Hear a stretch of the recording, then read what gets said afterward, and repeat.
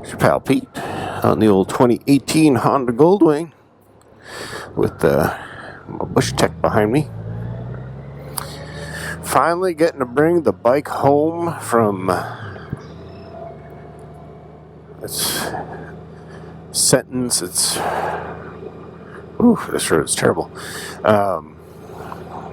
Finally in our house, or can finally bring this thing home.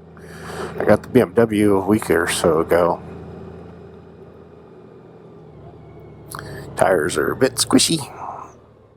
It's been sitting since bike week. I'm not too overly worried about it.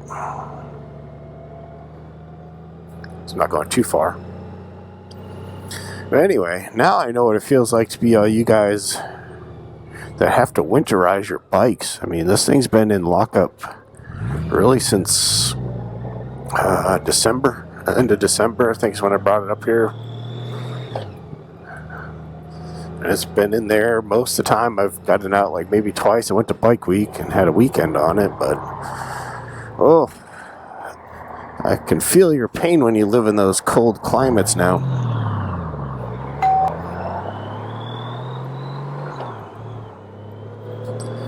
Definitely feel your pain. It's a foggy morning here in the horse capital of the world. Yeah, so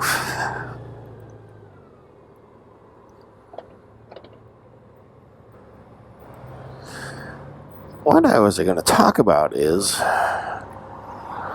don't ever ride your bike with low tires. No. Is the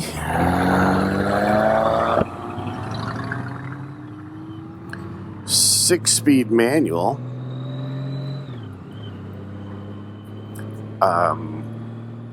going to be gone soon? Is Honda making a mistake? Now, on the Goldwing, see, this is the Goldwing Tour. That's how they name them now. The Goldwing is one without the Tour pack. It also doesn't have a lot of things like the suspension preload and all that, electric, the traction control, and some of the other doohickeys that are on only the Tour model. So if you didn't know that, but recently they don't sell the Goldwing bagger, let's call it, with a six-speed manual. They only sell it as a DCT, so you get an automatic bike. And going around the web and watching some other people's videos, people that have sold their Goldwings and gone and bought like a Road Glide or a Street Glide or something else, had nothing bad to say about the Goldwing. By and large, they just said they felt that the bike was just lost something. And is it the fact that we don't shift anymore? I mean, that is a huge problem. I mean, that's one of the reasons I bought the six-speed. I rode the DCT, and it was great. And there are like 4 times where I wish I had it, which is in heavy traffic and stuff like that. And, but other than that, I just, for me personally, I just don't see the value in it. I mean, I like being able to do something with, and is it that disconnect that is going to drive people away from the Goldwing? The fact that you're now basically, everybody makes fun of the Goldwing as it is. It's, you're driving a small car. It's like, it's true. I mean, the motor is, it's a 6-cylinder, 1800 cc, so, 1.8 liter, engine. The engine in this, I think, is bigger than the one in my Camry. I think that thing's like a 1.4 liter hybrid. So it's kind of like, are we getting to too much disconnect with the motorcycle? I mean, I think that's where Harley does it the best. It's the shake of it, the look, the feel, that Harley sound. I mean, they spent a fortune on, perfecting that, let's say. that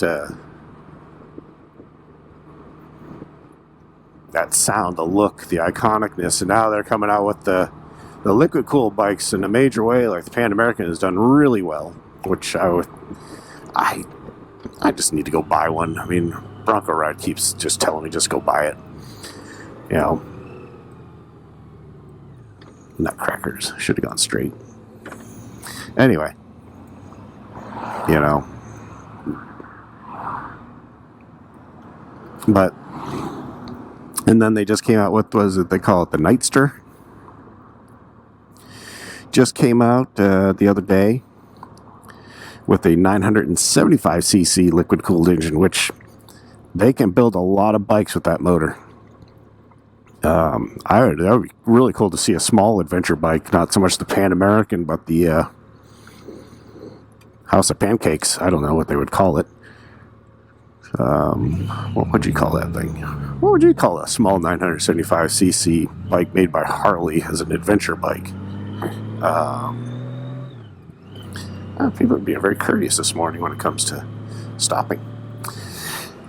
It is foggy. One of the beautiful things about this area, just trying to change subjects, there's a lot of hills. The trees are great. Really love the area. It's beautiful. Having hills, and I know they're not mountains or anything, but a little bit of terrain. Oh, it's just beautiful. I mean, there's so many horse farms here. Anyway, back to the content and the purpose of this video. You know, with Honda, though, going back to that, with the DCT, I mean, they have the DCT in a ton of bikes. I mean, the DCT is not new for them at all. It's been around for years. They've kind of perfected it now. But will it hurt them in the future if they just kind of move all their lines to it?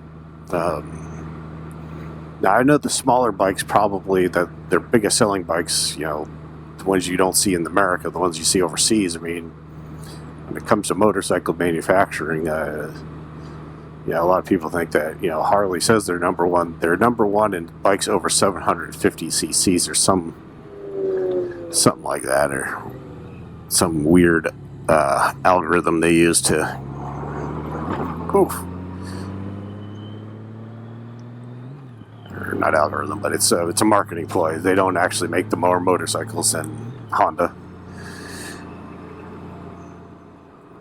because they don't include all the millions of bikes they sell overseas. You know, most of the world rides a 125 or 150. Yeah, I don't know if you follow Itchy Boots, but, you know, she's riding a CRF 300L rally, and people in Central and South America are like, man, that thing's huge, 300 cc's, so you kind of get an idea of what the rest of the world rides.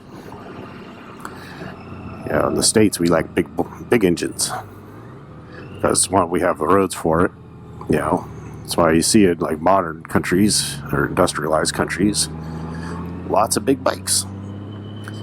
Anyway, I'm losing my focus here. Focus. So, yeah, is it going to hurt them? Because me personally, I mean, I don't want a DCT. And this is a 2018, so she's 4 years old now. I've had it for 4 years. Bought it brand new right when it came out. And yeah, I know I was going to... There's always that cost of... ownership, because I knew that the biggest thing was the trunk, and Honda fixed that within a couple of years. You know, the storage size of the trunk, that hence the trailer. But, you know, I think then should probably, I would say next year maybe, or a year after, you're going to see maybe some upgrades in the bike. And what I mean by that is probably they're going to make it a little bigger, you know, maybe play with the side bags, because they're woefully inadequate. You know, you can't even put in, you know, the bags you buy with this thing, you can't even, if you fill them up, you actually can't even get them in the stupid side bag. You know, it's because the right side is smaller than the left side because of the swing arm.